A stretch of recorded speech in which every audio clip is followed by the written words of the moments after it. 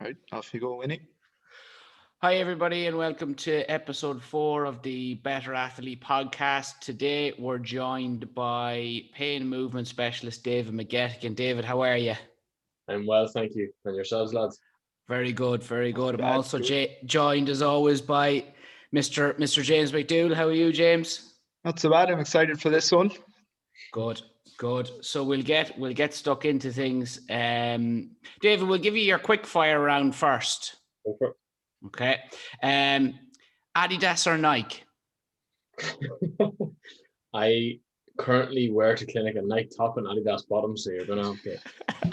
You're the worst. That's the worst thing you could have said. Yeah. Okay.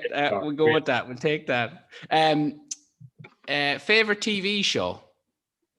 Ooh. Oh God. Do you go by genre? What did I do? Do you know what? I love Game of Thrones until the last season. I know. I love a good war crime thriller. Jesus, what's the name of that one? BSc 12. What the hell do you call them? Line of Duty. Very good. That's the one. That's the one. Very good. Yeah. Nice. Okay. Favorite exercise?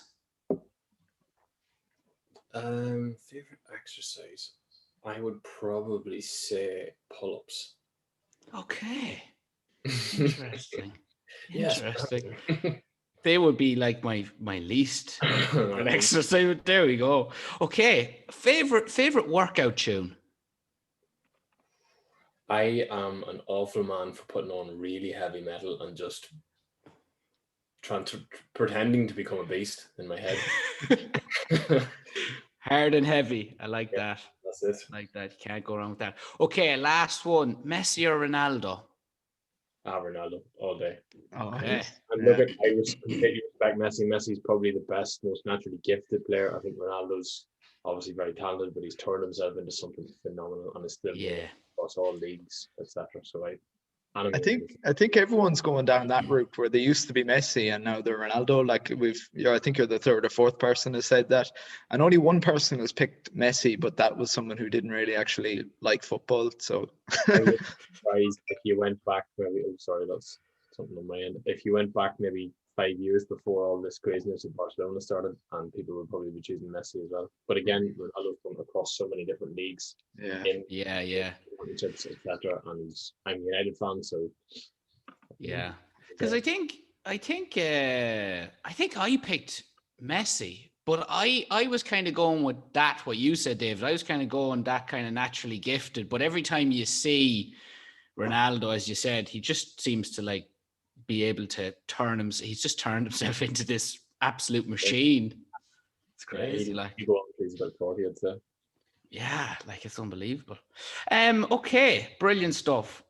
So I suppose my first question, David, is just how did you get into the industry? How did you get into, we'll say, becoming a pain and movement specialist?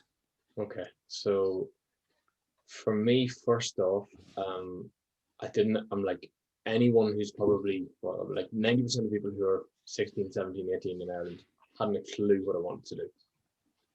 Coming up to Leaving Cert, I hadn't a Scooby-Doo. So I decided physio was what I'd do.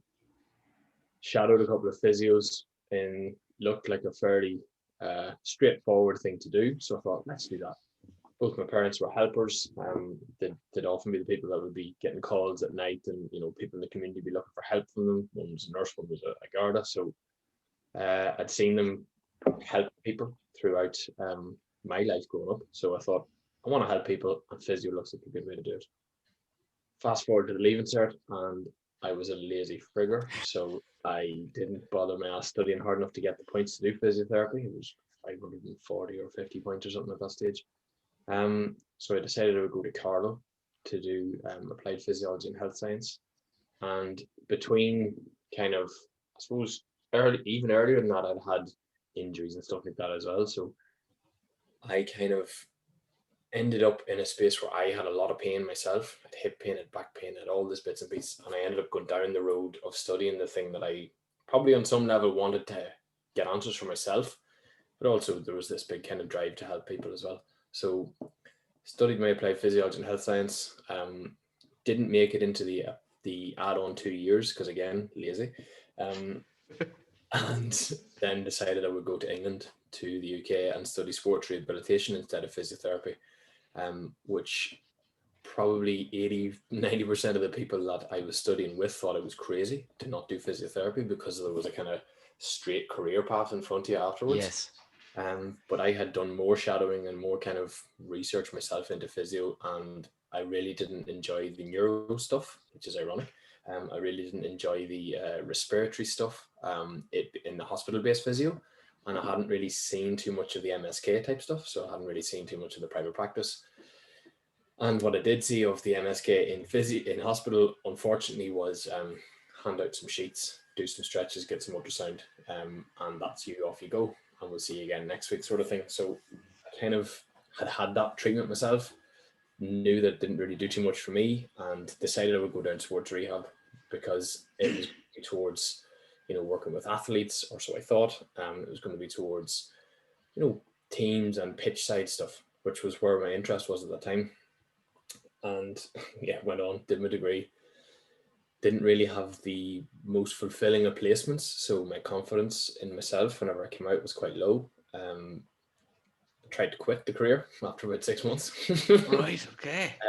Because not only did I have, I suppose, lower confidence in my own skills at the time, but as I'm sure you guys know, when you come out of a degree, you are taught absolutely nothing about how to run a business or how to create a client base or to attract business or whatever. So yeah, I had 6 or 8 months of feeling sorry for myself, and then I basically got really good advice from my parents, and they said, get off your ass and start doing something differently because you're sitting there kind of wallowing and not trying. So Yes. kind of made a resolution to myself that I was going to become the best therapist I could be, and if I did that, I would be all right. And that's basically what's led me down the road of taking different courses, reading hundreds and hundreds and hundreds of books on humans and psychology and behavior and language and communication and all sorts, and then just been lucky enough to have got results with people. So I started attracting harder and harder cases or harder and harder clients to help, and over the time I've developed skills to be able to help a lot of them. So that's where it's come from. It's taken 10 years, so it's been a pretty awesome journey so far. The journey is ongoing. Absolutely. Brilliant. And so like that, I suppose, when we're kind of getting into the side of treatment and everything like that, and you're talking about things that you've seen and you weren't overly, it wasn't for you. You going, is he? Oh no, he's frozen there. The ways Jesus. you That's and whatever. did you back? Am I? Yeah. Yeah, just really cut that bit out. you'll just have to repeat that question.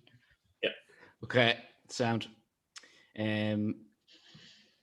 Okay, so like that, when we're talking about treatment and everything like that, and you were talking about certain areas and aspects of things that weren't for you, we'll say, and you didn't really feel like that you were, I suppose they were maybe good treatments, or you felt there was maybe a better way to go about it, or there could be better answers or better ways of finding out, better ways to help people.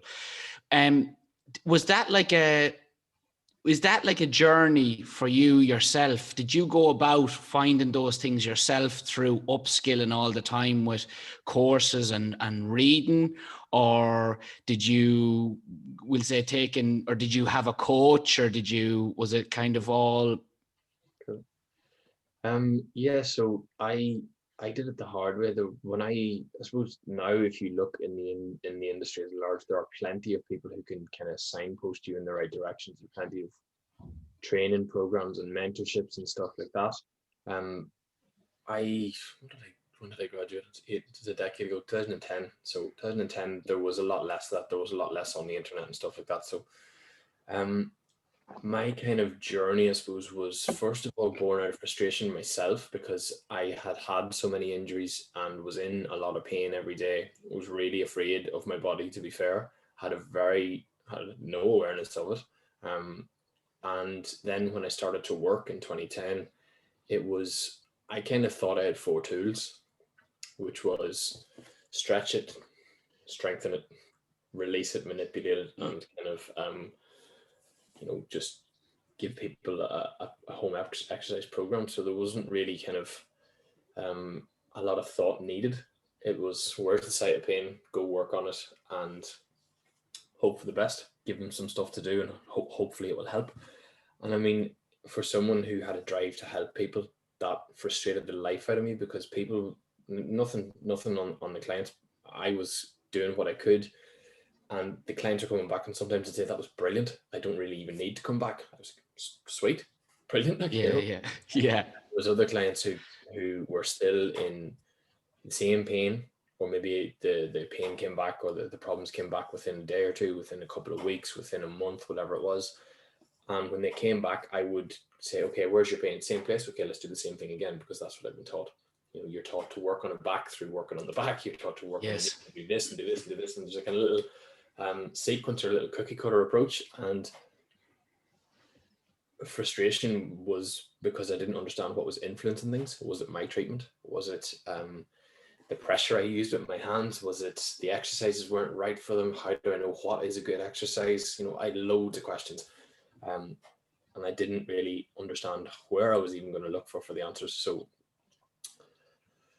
I suppose it took a few years to start sorting that stuff out for myself. I would say I'm still sorting it out, but to even start getting on that track. And a big light bulb for me was whenever I realized that the brain is the thing that we need to influence. If we don't influence what your nervous system is perceiving, then we're probably not going to make change, and maybe at all, or for the long term.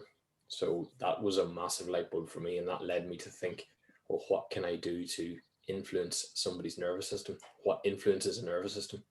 And that opens up just almost endless pathways, from environment to psychology to the feedback it's getting from the body to movement to belief systems to all that stuff. So it opened up just a massive topic, and that was nearly like, okay, now I have some learning to do. Now I have to start really taking this seriously, because there's so much to cover here, and I'm probably never going to get through it all. I will not get through it all. I can be damn sure that I'll give it a good shot, though. Yeah, and that I suppose that kind of ties into something maybe that I was going to put to you, was like it obviously is so, it's so in tune with our brain and how our brain perceives things. But something I've always wondered about in terms of rehab and physio work and all the rest is, how important is it the language that we use for like physio type work? Like when you hear terms like corrective exercise, or this exercise will fix you, or you're out of alignment, how important is that? And do you think that that can nearly cause kind of, I suppose, what you call like a placebo, but like a negative placebo effect? Nocebo, yeah, for sure. For me, how do I put this? The way that I see this happening. So if I tell you it's a corrective exercise, or I give you an explanation, my explanation can become the set of lenses or the frame that you look at the world through. And in a position of being the person that you're coming to help for, the more you trust me, the more you take on what I say.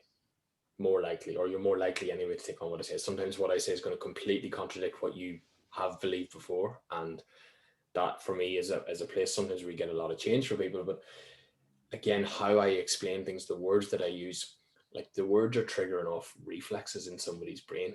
The words are literally connections. So the only reason you know what yellow is because over the course of your life, yellow has been there, and you've associated in yellow. Now you've got yellow. Everybody who's listening's got yellow in their brain. Sorry. Do you know what I mean? So if my words are doing that, I have to, I suppose in the back of my head, what I'm always trying to do is to read the person in front of me. And I'm watching if my communication is, and I suppose we can never know fully if it's going to land the way we want it to, but I always have the intention of giving it to them in such a way that it's going to connect with them, obviously, and that their system is not going to be starting to perceive it as you must do this because of that. It's not going to land with fear. It's not going to land with increased anxiety or worry or doubt. I'm always trying to do my best to promote a positive message for people. I mean, one of my mates actually calls me Paul the Positive Prick, even though my name's not Paul, because at times I can be so positive for people. And again, I suppose I don't even want to be positive. I want to be realistic. It'd be better to put it. So for me, words are so important. I've read loads and loads of books on it, because the way that we say things, and the way that people say things, if we can match the language style that a person uses, they're going to understand what we say much more easily. And that's something that I'm still working on, obviously, but I've kind of put a bit of time into. So for me, it's really important that your explanations are they're going to be the frame of reference that person's nervous system might use going forwards, and that's really important, you know. And that's obviously, like, it's hard because each individual is exactly that. They're an individual. So each person that walks through the door throughout your day is you start from scratch again, and you're trying to analyze. Did you find, like, I suppose, or do you still at times find it hard? Like, I know we've talked about, or I've seen you talk about, using principles. So I've seen, like, recently where you had I love your board, because every day it's different, because either you have you've some brilliant way of describing things. And I've watched so many of your videos where I'm just like, geez, that makes so much more sense when it's actually laid out in front of you and you can see it. But I suppose, do you have like a set of principles that kind of are there or thereabouts with each client that you see? Yeah, I do. I think one of them is, and I'll start with this one, is to be flexible in your approach, because, for example, my highest principle for someone would maybe be that they take ownership again, that they're moved from being in a place of I get treated and get fixed to I'm now in control and I'm getting guided and getting helped, but I can do this myself. So I want to put them back into that place if I can. But again, some people are just not at that place on their journey, and being flexible means that you can still help them without kind of breaking that kind of trust and that rapport that you build up with them. So that's definitely one of them. A second one would be to use the technical language, to promote autonomy, to help them to get it back in control with and to give them things that they can do, strategies that they can rely on to overcome their symptoms long term, or to at least know what to do if they do have symptoms. The third one, probably educate people. I said it to a guy in clinic last week, I think it was, a week before. Part of what I see my role as in helping people is to help them scrape the weeds off the path. So many people that I meet are much more afraid of their body, are believing so many things that have been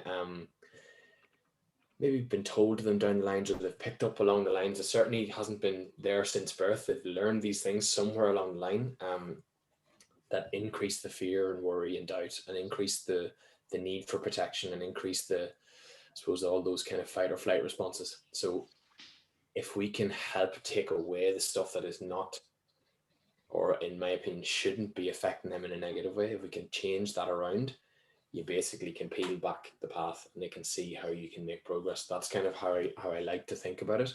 We can go down the rabbit hole here, all this stuff about that is something that I was actually looking to pick your brain on. Was, do you think that, like, past experiences can create pain, like that it mightn't be a physiological thing or a mechanical thing as such, but it's a past experience that person has gone through, whether that's a past trauma or a past injury? Can the brain kind of associate with that past experience to create pain? I don't think the past experience creates pain.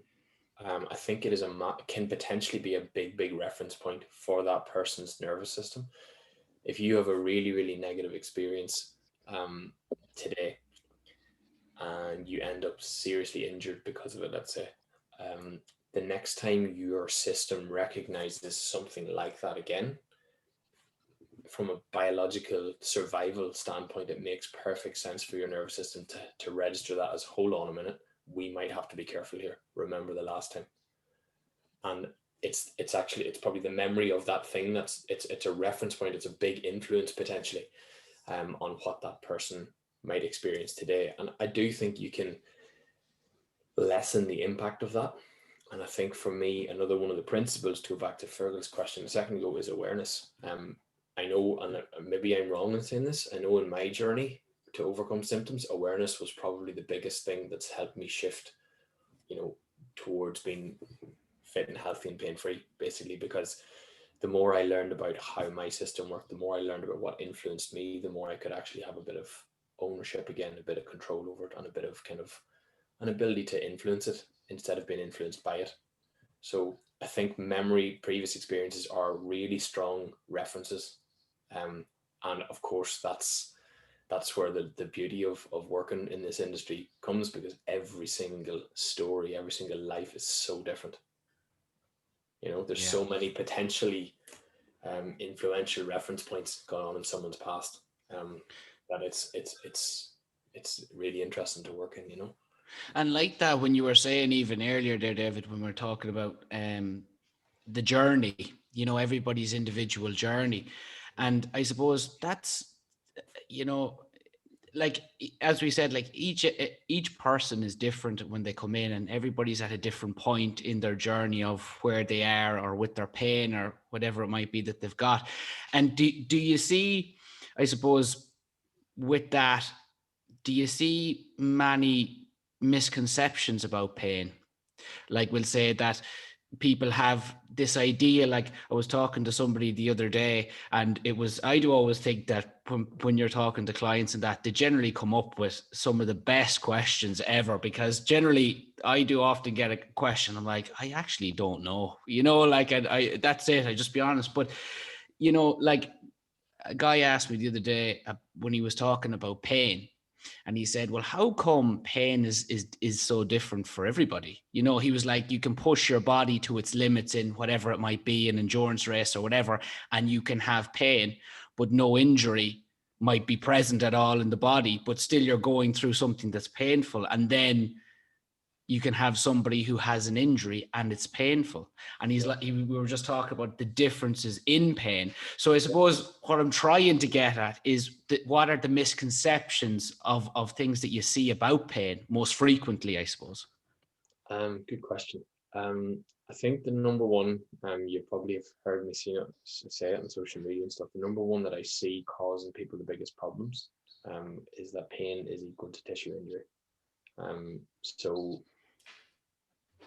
if you are, and a lot of people might have heard this, but on the unconscious level or below the surface, they're still equating those things. So when you have pain, you've injured yourself, and you have to be careful. That's the kind of message that's really firmly embedded, it seems, in the vast majority of people. I mean, I work with people who have long-term symptoms, who have pain that's not going away. I've been on that merry-go-round of going to different therapists and different types of treatment, and a lot of them end up at my clinic with not a lot of hope, and we're really frustrated, and can almost at times consigned to living with this. And one of the things, and I do with pretty much every client, is I take them through a little model of how I see things happen, of how their system works. And that pain equals damage for me sits firmly within the processing side of things. It's one of those big belief systems, or like those previous experiences, they're another part. It's one of those big reference points that your system can use or will check in with every time you experience pain. Now, for me, pain is actually the number one protective element that your system can use. It's your brain's quickest, probably most efficient way of getting your attention to say, hold on a minute, I don't feel safe, let's change our behavior. Now, if that's the case, and your belief is that pain equals damage, every time you experience pain, you're equating it with injury. So your system's perceiving more reason to protect you, more threat, more reason to protect you, and creating more pain, more protection as that protection, which is then perceived as damage, which is then off you go. You're on the cycle. And if that's happening unconsciously for someone, if they've never heard that that can be how it could happen, for example, or how it could partly happen, then that might be sitting there in the background running all the time. And that is going to, in my opinion, is going to make a pretty big dent in your hopes of trying to overcome pain. It's going to make it much, much harder. I kind of describe it sometimes to people like when they're trying to change pain without changing the influences on pain. If they're just working on the side of an injury, for example, it's like trying to push a car backwards up a hill. And you're trying to push the car back up the hill. It's a lot heavier, and if they turn the engine on, you're screwed. You know? Yeah, It's hard. So for me, if we can work on things that influence it, as well as a lot of the time working on the area that's painful, we get a much better outcome. Yeah, so like to sort of see if I'm on the right track with that, could that be in terms of say you have knee pain, is it likely that for some people that might be an issue that's actually stemming from say their hip or maybe their feet, but the site of the pain is actually the knee rather than what is actually going on really at the upstairs or downstairs joint? Yeah, I've seen that loads. I mean, I guess it's there's no hard or fast rule to say it's going to be the knee or it's going to be the hip. What you'll often see or often find are areas of that person's body that they're not really willing to accept force well, or they're not really willing to put load through well. And as a consequence, something else is probably taking up a bit more of that load. Now that could lead to a few things. It'll lead to deconditioning of the tissues in the area that doesn't want to take load.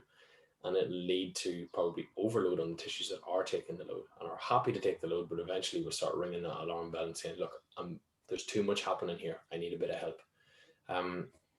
That's, for me, you could have the most important area for a person's body might not be the area that's symptomatic. And I've seen that so often in clinic. I see that probably every day. I'm in clinic whereby, let's say, like a client I had recently who had bad whiplash and had hip pain, and the limitation in the neck, I don't know if this is going to go out via video too, but the limitation in the neck, so when he rotates the neck this way, it was nearly full range, rotates this way, it was about here. It was really, really limited going to one rotation. And what it appeared like was that his whole system had set up to avoid loading and avoid movement that led to movement in his neck. So when I treated the neck, which wasn't really symptomatic, it was just stuck, it wasn't really moving very well, I treated this part, the hip completely changed. So the hip was able to start producing force and moving more freely. And you'll often see sometimes that, I mean, it can be a previous injury. It might not also be previous injury. I mean, it's not a hard or fast rule, as I said earlier. And very often those areas that we have forgotten about that used to be painful at one stage might be the thing that your system is still protecting. And as a result, something else is trying to work much harder. Think of it like an ischemic pain. So when you've got a lack of blood flow through a set of tissues, let's say you're on an airplane for 12 hours and you're sitting in one position and you're getting that little uncomfortableness, that stiffness, that little bit of ache and pain. Most often not, that's a lack of blood flow going through those tissues. When you move around a little bit, you get some more blood flow and that goes away. Imagine you've got a set of muscle groups you aren't able to let go because something else isn't happy to load. I think a lot of the time it could be kind of understandable for that to start saying, hello mate, I need a bit of help here, and for some symptoms to start happening there. And then again, you could have actual loading problems whereby there's overload on a tendon, for example, and it's starting to create inflammatory responses, and it all kind of starts to generate from there as well. So you could have pain because of inflammation in the knee joint. You could have pain because somebody's shoulder doesn't move properly and it's feeding down, and the knee is the area that's taking the hammering. So I think there's no hard or fast rule, but I would definitely see an ability or an option for both of those. And like that as well, I suppose, when we're thinking about, and that's the thing that I've probably noticed maybe a little bit more recently, is that there's the outside influences to what it is that's going on, and a lot of people don't. And I've actually taken, David, a couple of your, as the man says, the way you write, you draw things out and spend it. And it was something that I had never done. It was something I had never ever done, where I just, it was at the very start, and you're told when you're in college, and you're like, this is the way it's done. It's X, Y, and Z equals the result, and off they go. And if they come back, you just X, Y, and Z, and then off they go. But actually sitting down and talking to people, and getting an idea, as we say, like, of their journey or of their story. And you might start seeing things where you talk about their sleep, and they talk about sleep, and they go, oh, well, it's X, Y, and Z lately, and I've had very bad sleep. And and then you might make a note of that, and then suddenly they can see in front of them this sort of pattern that might this cycle that's going on. Do you see sleep as a maybe not like all the time, but do you see it as a fairly major player? Absolutely. What you've hit upon there is two things. One of them is another principle for me, is to listen as much as I can. I'm very blessed to be married to a social worker who works with people, who has a master's in therapeutic communication. So I lean on her experience, and Yes. and I've read it enough, and I've been around the therapy game enough to know that sometimes, giving people a place to actually be heard is one of the most effective things that they can get. But also, when you're processing information, when you're trying to make sense of something yourself, sometimes you have to actually speak it out and hear it again yourself to actually make sense of what you're trying to make sense of. And again, and it does come back to sleep. A lot of times people don't know that sleep, for example, has a big role to play with your what would I call it, your pain on, pain off system. So the quality of your sleep is really important. The three things that I see most commonly with people who have persistent or chronic pain, or symptoms that go on for a long time, or poor energy levels, poor sleep, and poor digestion, and they all feed each other. So that basically means the gas tank is lower and less able to kind of fuel their day than it would be if they were sleeping well and stuff. So for me, sleep is a huge one. If you are not sleeping well on a regular basis for whatever reason, and if there's something that you haven't tried yet that you're thinking about trying to improve it, please do. It will definitely change your life for the better. If you're looking for more information, read Why We Sleep by Matthew Walker. I'm sure you guys have heard of it or have read it. Yes. The information's phenomenal. And sleep is you're basically plugging into the charger every night, wiping your brain clean and having a bit of a reboot. If you don't get it, you're going to suffer probably down the line, unfortunately. Because I've read that book, and I remember when I had actually gotten it, and one of my friends messaged me, and she said, did I see that you got Why We Sleep? And I was like, yeah. And she was like, oh, she's like, just be prepared. She was like, that's going to change everything. And I was like, what are you talking about? And then I got into it, and I was like, uh-oh. I was like, yeah, I was like, uh-oh. I was like, oh no. And it's like all the things that you're just there, and you think about all the all-nighters that you used to pull and all this stuff, and you're just like, Jesus. I was like, I thought this was all okay. Yeah, absolutely. No, I knew it was important. When I had the height of my symptoms, whenever I was worse with my back, my hip, my neck, all that stuff, I was probably getting about 2 to 3 hours sleep a night, maybe 4 some nights. And I recently revisited when my daughter was born. But I can definitely say to you that that lack of sleep is going to shift absolutely everything. I mean, I often say to clients, and it's part of the online course, about the way you start your day is really important.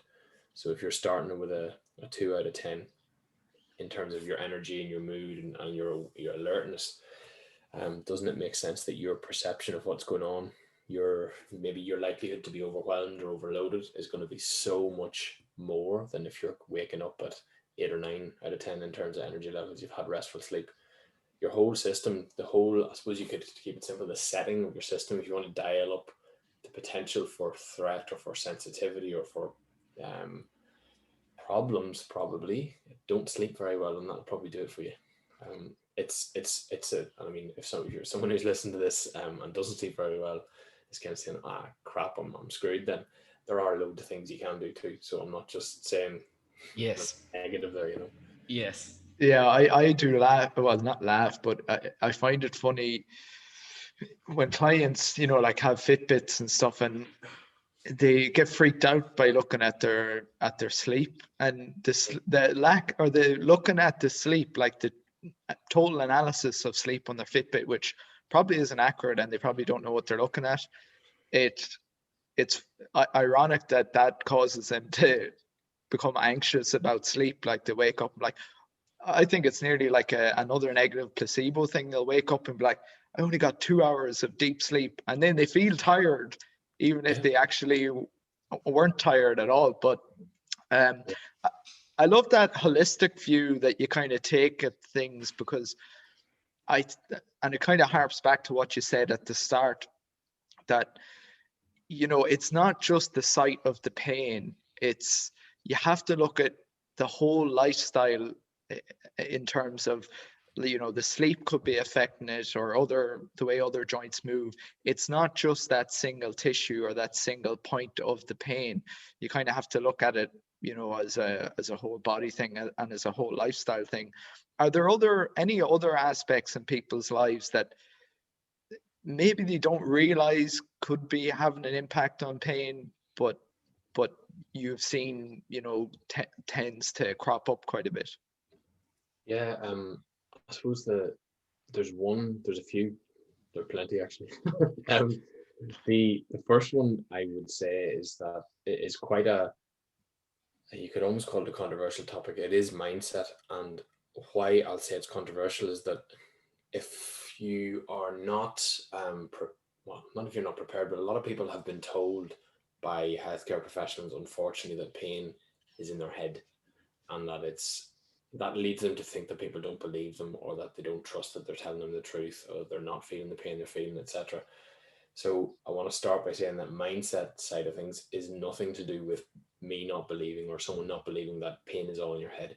How you think about pain, how you think about your body, how you think about your health can absolutely influence what you feel on a daily basis. If someone has not really ever explored that, there's potential for that to be a gold mine for progress. All of the beliefs, all of the labels and diagnosis, all of the narratives and stories that you've been told and you've built up through the years about your health, about your body, about what's happening inside you, that is potentially the biggest frame of reference that your nervous system uses every day. So if that's fear inducing and worry inducing, then I think it makes a lot of sense that the mindset that you're bringing to the table, whether by choice or because it's been kind of conditioned into you, is going to be an influence on symptoms. I think the other thing then is, like, to touch back on your Fitbit analogy there, that people don't know what normal is, or what the kind of baseline should be. So again, if you don't know that it's normal to have maybe 2 hours of REM sleep a night, or deep sleep a night, then you might be going around stressed, worried, anxious, frustrated that you're doing everything you can for sleep. You're getting 8 hours of sleep, but you're only getting 2 hours of deep sleep. But that could be normal. We can go down that road with disc injuries, we can go down that road with MRIs, we can go down that road with so many different topics. If normal isn't established as a baseline first, then you're not really sure where you're at, and you may be stressed, worrying, fearful, from an unnecessary standpoint. And again, for me, that's going back to scraping those weeds off that path, because if we can help you to see what normal is and help you to see where you're at, and kind of get rid of the things that aren't necessary to worry about, then I think it helps. So yeah, there's definitely that. And then if you move on to other influences, the digestive system can be an influence. You can have a lot of inflammatory stuff. You can have a lot of links to kind of brain fog and different bits and pieces like that are making it harder for people's systems to manage. I think one of the biggest things in the last 200 years that's changed is our environment. If you're watching this, if I go and click that off, that's the stuff I'm talking about. The light we live under, the environment we're living in. We didn't have as cavemen anyway, we didn't have light bulbs. We didn't have that endless source of light, and light is a stimulus for your nervous system, the same way that food is, the same way that hands-on treatment is. But it's not something that people often consider. I mean, the LED bulbs that are in a lot of the kind of newer fixtures and fittings these days are basically, I think they're the same frequency of light as midday sun. So they're basically sending your brain a message saying that it's midday, no matter what time you have that light on it. So you can imagine, for example, for your sleep, if we all know that melatonin, if we read why we sleep, and we know that melatonin is one of the hormones that keeps you asleep when you get to sleep, and that its release is really important for all the kind of immune system functions, and to ward off problematic diseases and all that sort of stuff. But blue light that you get from a phone screen or from an LED bulb delays the release of melatonin. So blue light immediately will harm your sleep if you're on it late at night, especially after dark. So for me, that stuff is really, really important. And the other one would be that we're just not moving as much as we used to. Go back 2 generations when most of our grandparents or great grandparents worked on farms and worked outside. We are nowhere near as fit and healthy probably as they were. We don't move as much. I mean, it takes me back to a client I worked with during the summer who is a 70-year-old farmer, and you could tell immediately when you saw him that he had a lifetime of work built into his body. He was 70 years of age and really, really strongly built. It would be quite interesting to be able to fast forward to when I'm 70 and see what I look like, and please God, all this training is going to work out. But I think they're big influences. We're a lot more sedentary than we used to be. We're not moving as much. We live in a very different environment every day. The food's changed. There's so many different influences, and I suppose it might not be a direct influence on pain per se, but it influences your quality of sleep. It influences your energy levels. It influences potentially your mindset, your psychology, and that stuff does influence pain. So it's an indirect, but for me, a powerful influence. So it's something that I talk to people about, especially if they come in with that poor digestion, poor energy levels, and poor sleep. If we can get those things starting to change around, that person's not fighting a massive uphill battle in terms of overcoming pain. And like you were saying there as well, which is those two things, like this, I suppose it's that thing again, isn't it? It's the story we tell ourselves, or that inner monologue that's going on all the time where, and like that, sometimes I've noticed that when people come in, they don't actually realize that is going on in the background, that this little conversation is going on in the background all the time. And like that, sometimes even discovering that is going on can be such a breakthrough, and it's interesting again, because you think about that situation happening and you haven't done anything. No manual therapy has happened. No movement has happened. No, nothing has happened. You've just made a breakthrough in maybe, as we were saying there, the person's inner story, what they're telling themselves has now changed, or they've realized that they've been telling themselves something all along through the last couple of years or whatever it might be. And I think so. And that was the thing. I remember when I heard it first, I was like, what the hell is that? And I was like trying to figure it out. Was the biopsychosocial side of pain. And I got Explain Pain book, and I thought by Lorimer Mosley. I think the other guy is it David Butler, I think is the other guy's name. But I just read that and I was like, oh my God. And all of these things was just going on. But like that, so if somebody came in and when they're talking about that, so if somebody came in and they asked you, David, about the biopsychosocial side of pain, I suppose it's basically everything we've just been covering, isn't it? It's all the different aspects that can be involved. Yeah, absolutely. I mean, first of all, if somebody came in and asked me about that, I think we're off to a good start. Very much 99% of people have never heard of it.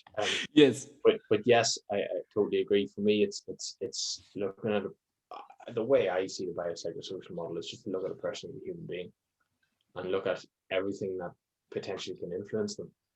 And again, everyone's so different, so that leads into so many things like we're talking about. So the more that we can understand what influences a person positively or negatively, the more that we could, see where that might lead to stressors, that might lead to anxiety, that might lead to fear, that might lead to all of these potential feelings or influences that might set the scene for how your nervous system processes things in a different context or different environment. And that for me is important. Anything we can do to decrease that stuff and to avoid all those fight or flight responses kicking off, all those kind of fear responses particularly, then we're probably going to help that person either with their symptoms from a physical perspective, or also with how they manage through life from a kind of just a life perspective, I suppose.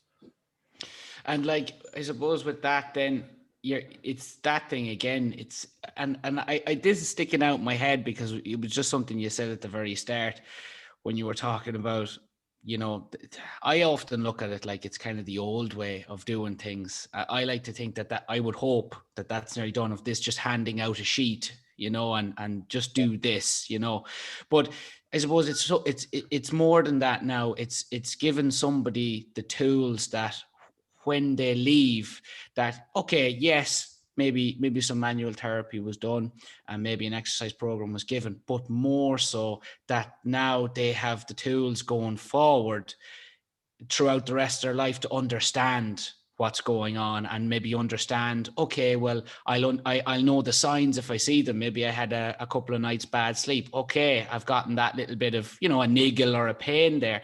And it's so much more now than it used to be, which was just maybe, there's a bit of manual therapy, there's your exercise sheet, good luck.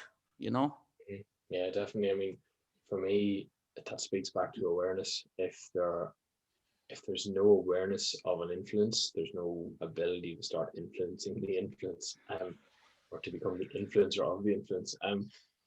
So definitely there's that awareness piece that's needed, and that sometimes takes a long time. Sometimes takes ages. I would sometimes get an email from a client who I've seen for 3 or 4 years, and they say, I finally get that thing we were talking about in that session, which is like brilliant.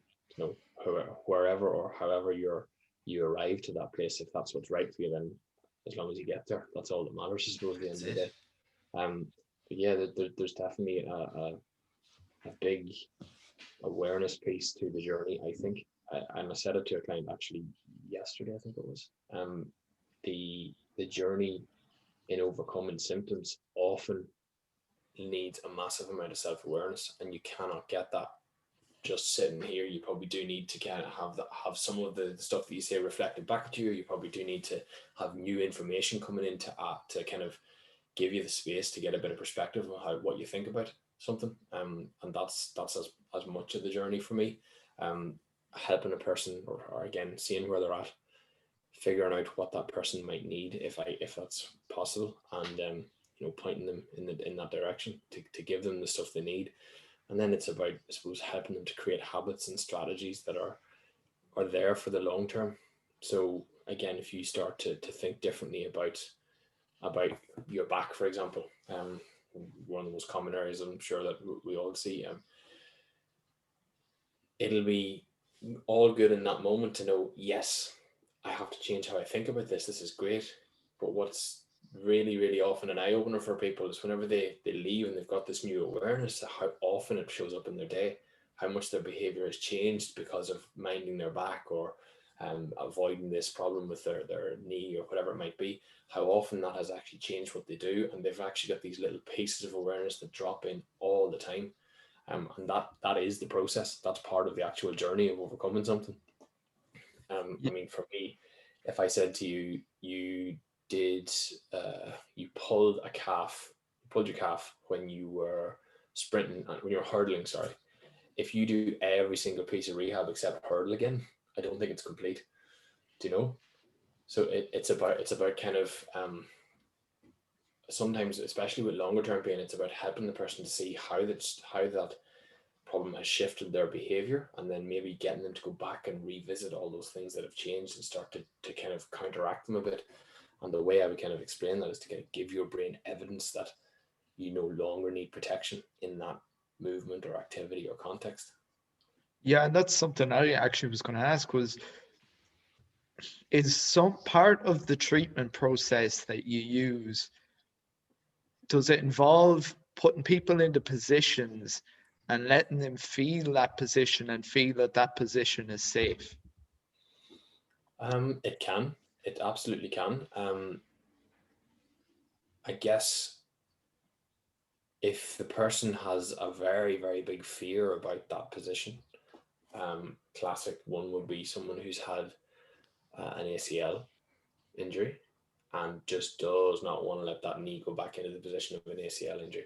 I'm not going to just whack them in there and say, right, hang out there for 20 minutes and I'm going to go and have a cup of coffee or something. I'm not going to do something like that. Obviously exaggerated, by the way. I'm going to gently reintroduce that, and I'm going to use that kind of frame that I just put around the last piece and say, look, I think your rehab isn't complete until we get you comfortable in this place and able to manage the load and able to manage the forces.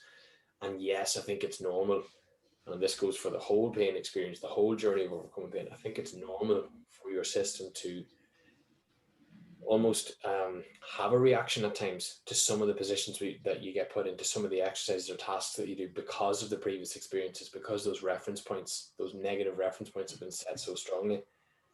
But if we don't go there, on the other side of that, if we don't go there, we never give your brain a chance to reappraise and to see that this is actually safe or this isn't as threatening as it was. So I think it's kind of like that dance between both of them.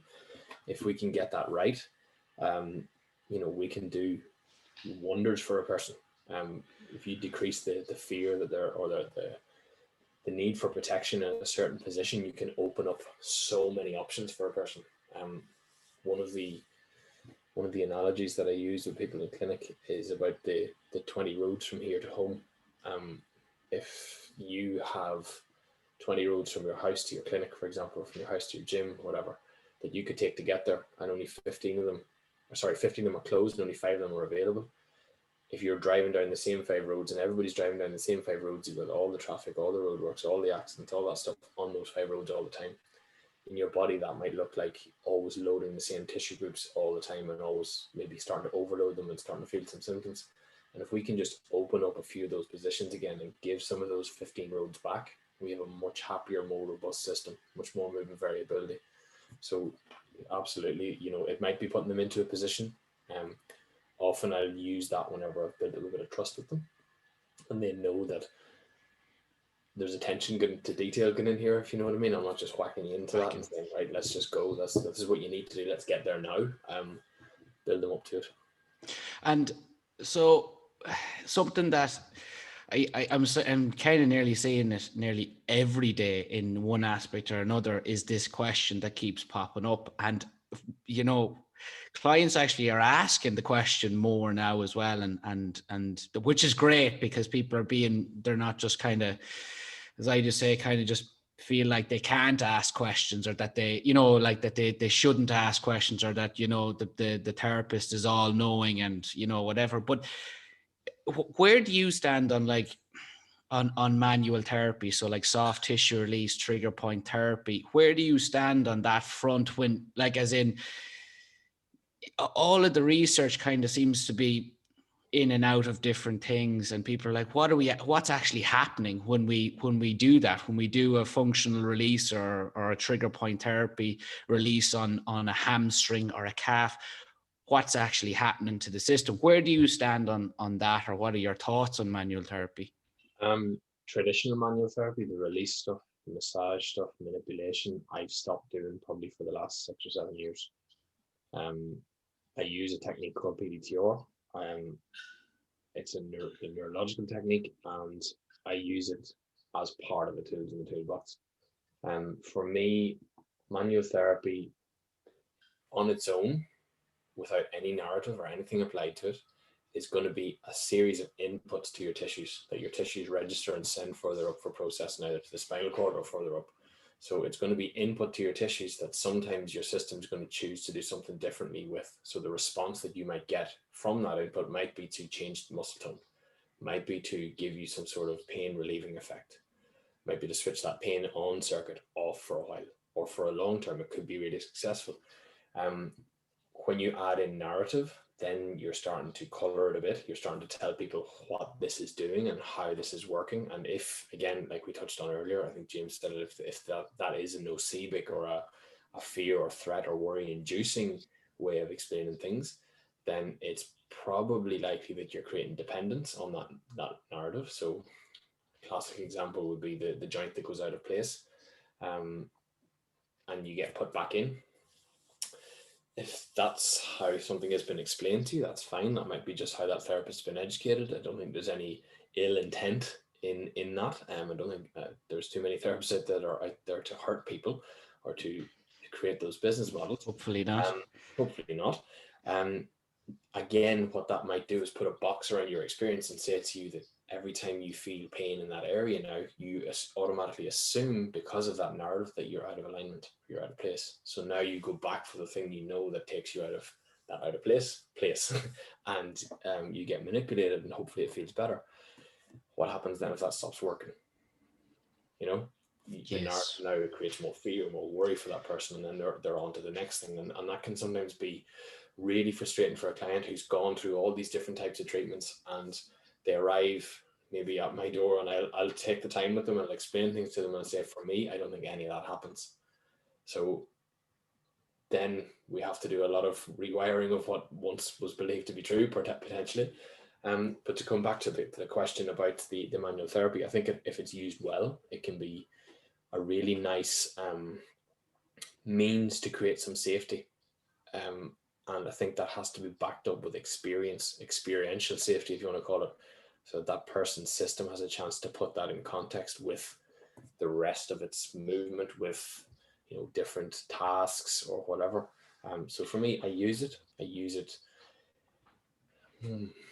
Would I give it a percentage? There's been times when earlier on in my career when it's been like 100%. When it's been 0, when it was literally just movement work. It's probably up at around 25 to 40% of what I do, and I'll usually do it like this.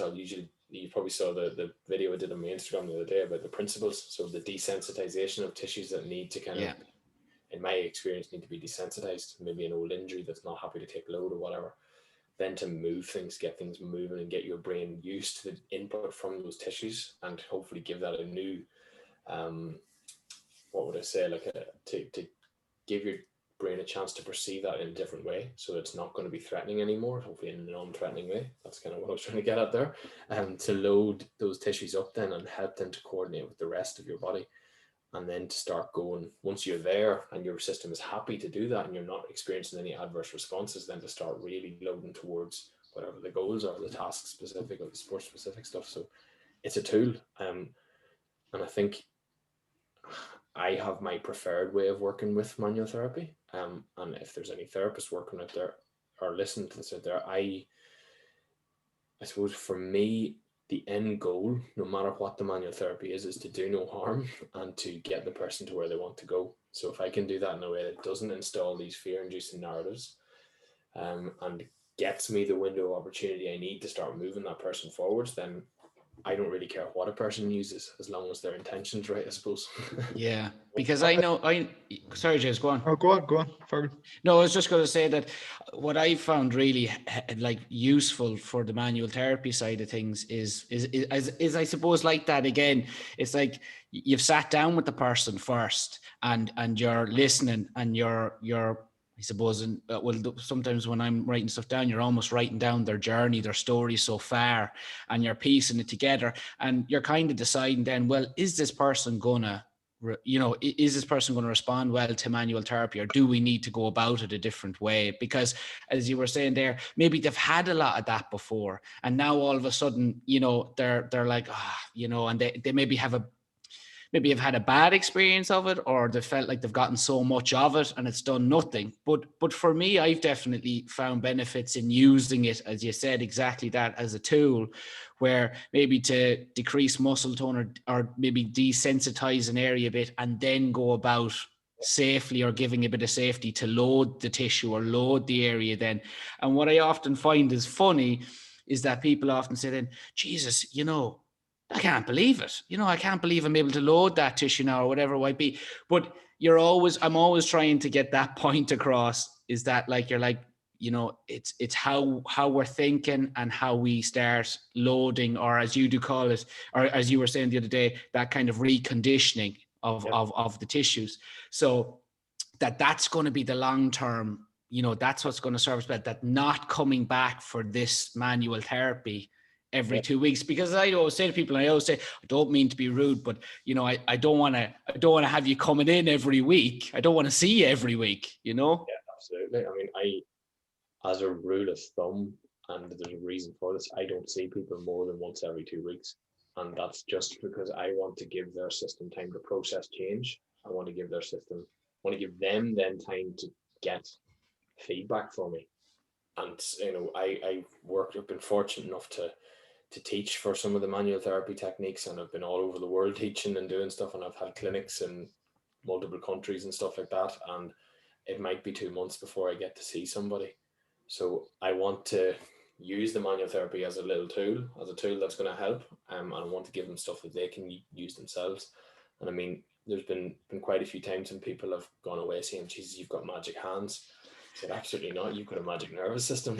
I ever tell you, Takes two to tango. Yeah, exactly. But I suppose what kind of and I would obviously look at it more from a sports performance side of things, but surely the goal of those, techniques is to not need them anymore. Whereas I think you can, I would always, I love when I'm in the gym and I look at, say, a footballer comes into the gym and he spends 40 minutes rolling about in a foam roller and then does 20 minutes of a workout. It's like, it's like he thinks that he needs that foam rolling to feel, to maybe it's a cranky hip or a glute or whatever. It's as if he needs that foam rolling to make him feel the way he should. Whereas the goal should be that you shouldn't need it after a certain period of time. Is that kind of what you're getting at? Yeah, definitely. I mean, for me, if we do our work well, I think I've come a long way with this, and I think I've kind of come to the conclusion that we need to change how your nervous system processes its experience of itself. That might sound like a what? Let me put it this way: if you are moving in such a way that your system is perceiving your foot flattening as being a real problem, now that could be again back to the stories and the stuff you've been told, or maybe there's sensitized tissues there. There are bottom-up influences from the foot up to the system, and there are massive potential for influences from the system to bring it down into the body, those top-down influences. And I think if we get those right, we can give that person's nervous system a real chance to re-experience its foot or its knee or its hip or its back or whatever it is, in a non-threatening way. And we start shifting. And for me, if we can get this to happen, we can shift input from or away from the threat processing centers to other centers. Get away from the threat side of it and get towards safety. Simple, a really simple kind of way to look at it. The more we do that, and the more likely that, the more times we repeat that for that person, the better. I mean, the idea for me is always to do my best to influence that person's nervous system on the unconscious level, so that if something shifts there, that it stays shifted there, and they can continually have that new reference point out in the world. So you might have had back pain whenever you bend forwards and do the dishes, or when you bend forwards and do some movement or lift your child or whatever it might be.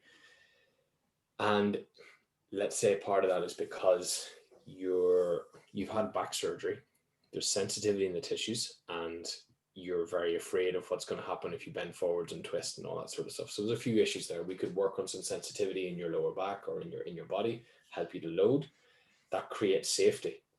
And we can then also work on the narrative and the story that also creates safety. So now when you go back to that context of bending and lifting something up or doing sweeping or lifting your child or whatever it is, your system has the chance to have a really different experience then than it did before.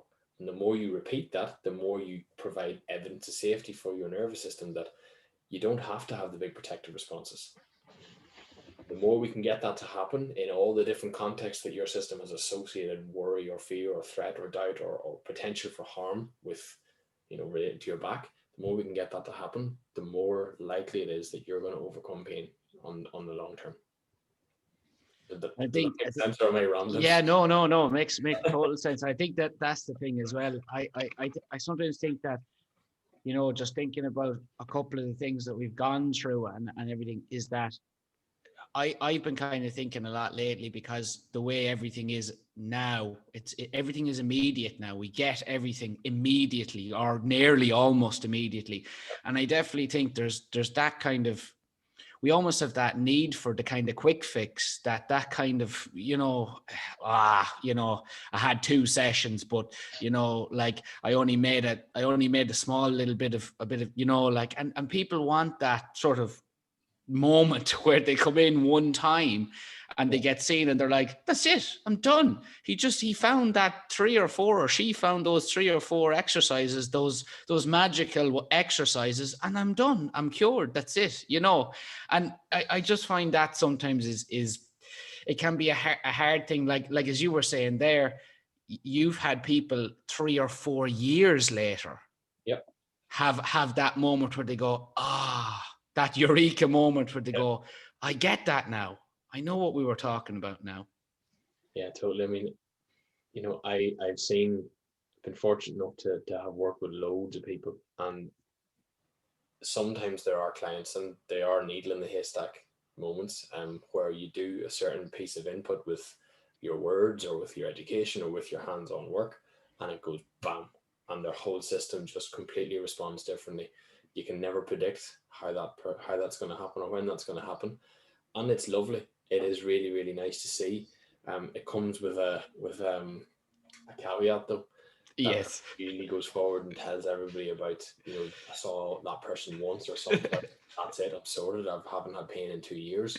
Yeah. It's lovely, it's amazing, and I mean, I'm fortunate enough to have, built up a reputation over time of being able to help people and whatnot.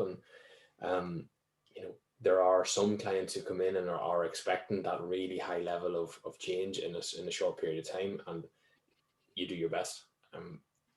If it happens, it happens. But I would definitely say that, a lot of people, I suppose if you've ever read Atomic Habits by James Clear, he sums it up really, really nicely when he talks about the period of latent potential with the ice cubes, the melting ice cubes. Yes. So many people will give up on approaches that aren't bearing fruit immediately, and what they're closing the door on there is a massive window of opportunity that they just can't see or haven't seen yet. And I get that there's also the kind of side to look at and say, if something's not working, when do you pull the pin on it? That's fair enough. But if there's a way for us to create safety in your system that's worked for a lot of people, giving it a fair shot, I think is worth it. Especially if, let's say, I give you an exercise and I said to you, right, it's probably going to take you 2 or 3 months of working away at this to get really super strong through these tissues, for example. If you do it for 2 weeks and you don't really feel anything happening, and you haven't given your tissues the time to kind of condition and recondition and get stronger and whatnot, then you're probably pulling the pin a little early, and you're not getting the benefits that might be waiting for you. There's definitely a conversation around that, and that can be a tough one to manage from the mindset side, especially whenever we are used to instant gratification. Definitely. Big slug. Are we? We're all taking a drink of water here now. We're just tight. The light's going up and you look like a floating head at the minute. I know. I was thinking that. I was going to get up and I was like, I didn't want to interrupt you, but we're all just, I always say we're just taking the water there. We're just digesting everything that we've been going through, just washing it down.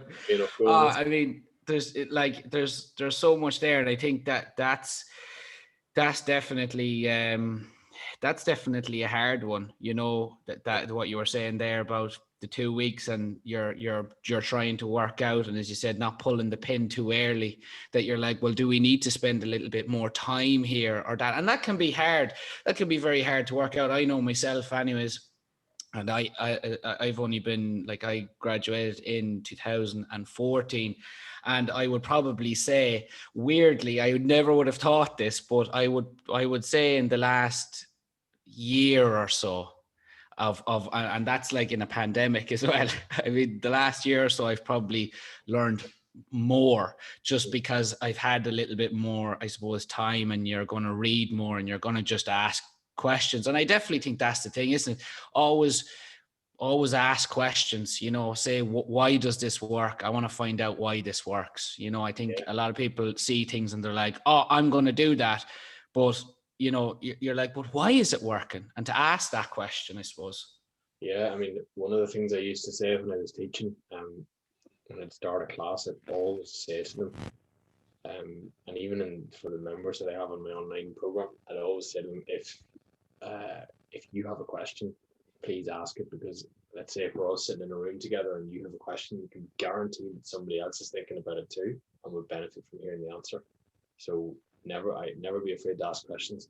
I used to be that shy person that sat in the back of a class and didn't say anything and just took it in and did what I did with it. And definitely over the years, I've learned to kind of put myself up there and say, hello, what's this about? Why is this happening? Can you explain that to me? Help me to get that in a way that's simple, so that I can then bring that forwards for people if I need to, you know. Definitely an important part. I have one more question, and I'm going to put it out there first just to see, because it's a question that you could maybe go on for days with. So I'm going to ask it, and if I know I'm conscious of your time, but posture. Yeah. And like you to hear, you know, everyone talking about, oh, I have bad posture and all the rest. But like when you look at, say, like it's dependent on the person, obviously. So you look at, say, like Usain Bolt, you could look at him and say he doesn't have a great posture because he's quite anterior pelvic tilted, but that is because of the task he's trying to undertake. You know, for sprinters, they want to be a bit like that because it, you know, transfers over to the sport. Is posture only a problem when it becomes a problem, if that makes sense? Good question. I think yes and no. I think probably more yes for me than no. I think posture is a snapshot of a moment in time. It's a position your body rests in. It probably changes all the time subtly without you realizing it. I think whenever you talk about, for example, Usain Bolt and been stuck in an anterior tilt, if you translate that to somebody who's not, you know, trying to become a world-class sprinter or whatever, it's a movement question, that rather than a question about posture. Now, the problem I think with posture is that so many people have it drummed into them that posture is the problem, or is a problem, or can be a problem. Those analogies of the head being a bowling ball, and you know, every inch it goes forward, it adds an extra whatever amount of pounds, or you know, you have to sit the right way, you have to move the right way. All this stuff built by ergonomics industries and built by probably research that's 30 or 40 or 50 years out of date, that's still in the public consciousness, or those messages are still in the public consciousness. I think that's a big problem. And I think, you know, for me, if I would trust a person's nervous system's wisdom much more than I would trust a narrative about posture. For example, when I'm talking to people, when I'm one-on-one with them, I have a little low chair in clinic. I don't know why, because I'm 6'3", but I have a little low chair now. I'll usually slump way down and I'll lie and cross my legs, and I'll chat to them about posture that way. And I'm probably giving away a little kind of tip or little thing that I do here. I give them a completely unconscious message that I don't care about posture. Because again, if I can detract or take away the negative connotation about posture for that person, then anytime they go forwards and they have what you would call poor posture, they're not having threat processing associated with it. They're not having fight or flight responses associated with it, and that's going to influence how they feel. So for me, your posture is not a problem, really. I do think there's an element over a very long time scale that if you're always moving the same way, you're going to get more of that, and you're going to lose some movement. So I think there is a question there that you know, maybe people have to answer for themselves about getting a bit of more variability in their movement. But I think, you know, what's normal posture? It is different for every person. There's so many shapes and sizes and positions that people like to hang out in. And if it's comfortable for you, I don't feel it's right for somebody to come and inject a problem into that. I really don't like that. And I probably get quite passionate and strong about what I say whenever I see that, because I'm like, you know, what would that person feel like if you hadn't done that? If you hadn't said that stuff, they would probably feel a lot happier and be oblivious to the fact that their posture is X, Y, or Z. They Yeah. just one living, I think the thing is, well, we see now as well. I actually put a post up the other day about just like what we were talking about when you kind of touched on there earlier about movement variability, Yeah. and just being able and having that ability to get in and out of different shapes and different postures and everything. And I think, like, sometimes you see, especially maybe for me anyways, with some inter-county level players, and that they spend so much time because they're gymming so much, and they spend an awful lot of time in the gym. You just kind of sometimes tend to see that they're spending an awful lot of time in these lifting postures or that kind of whatever way maybe they've been kind of cued to lift or squat or whatever it be. And they not always, but you do often see then things start to crop up. This thing starts to crop up, lower back, upper thoracic is tight and stuff. And generally then when you come in and you look at maybe trying to get a little bit of movement variability, they find it very hard to actually get out of what they're normally in, maybe like 80 or 90% of the time. Yeah, definitely. I think that's a question again about that tissue. We've touched on this a wee bit in terms of like some tissues will take more load, some tissues won't, and over time those tissues that don't, they get less able to take it. There's a reconditioning element, so they're going to struggle for sure in that space.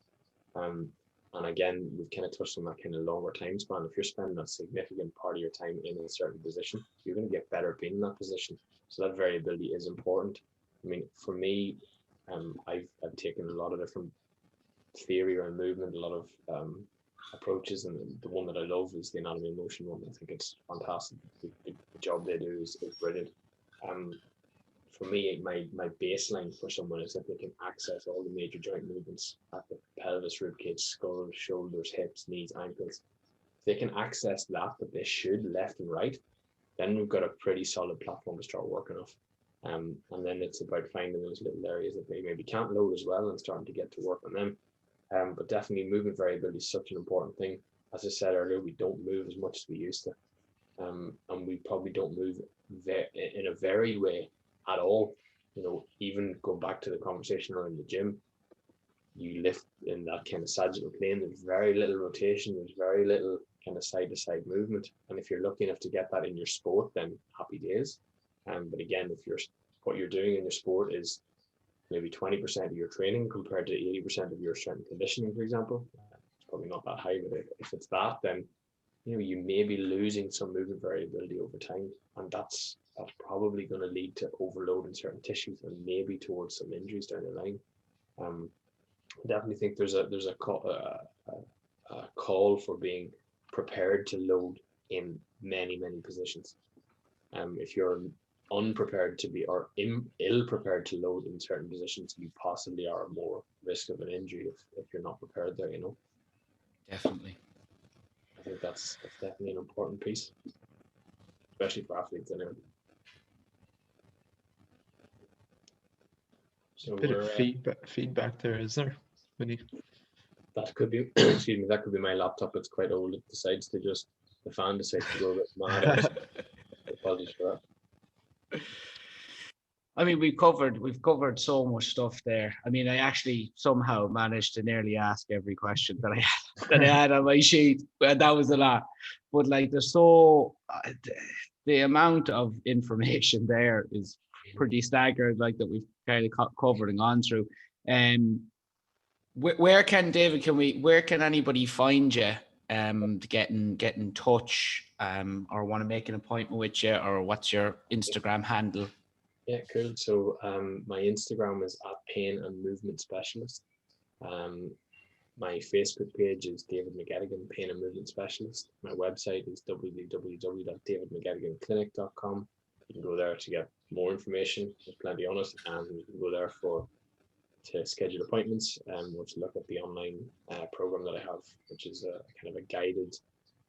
It's a program built basically on everything we've talked about today to help a person to make sense of what's happening for themselves, to change around some of the meaning that might be needed about what's happening in their body and about the symptoms they're experiencing, and then to give them a kind of process to work through to kind of improve their movement, get stronger, recondition, build better habits, etc., all that stuff. So all on there somewhere. Brilliant. Well, definitely check David out, because, as I said, it's just a treasure trove of knowledge about where you can go and maybe what you can do, and look down avenues that you haven't looked down to if you're struggling or you have pain or you have chronic pain. So absolutely, definitely check out those places. So that's it. We're done for episode 4. James, you're happy enough to? I'm happy enough. That was great. Thanks a million for that, David. No, thank you, lads. Pleasure to be on. Pleasure to connect us and have a good chat. It's a good crack. Super. So as always, you can like, share, and leave a review. And you can follow myself and James on Instagram as well. James, what's your Instagram handle? I don't have it off the top of my head. James_fit_McDowell. And I'm SISERA, so that's SISEIRE. Thanks a million, David. You're more than welcome, lads. Thanks so much. Thank you. James, we'll talk to you next week. Yeah. See you. Okay.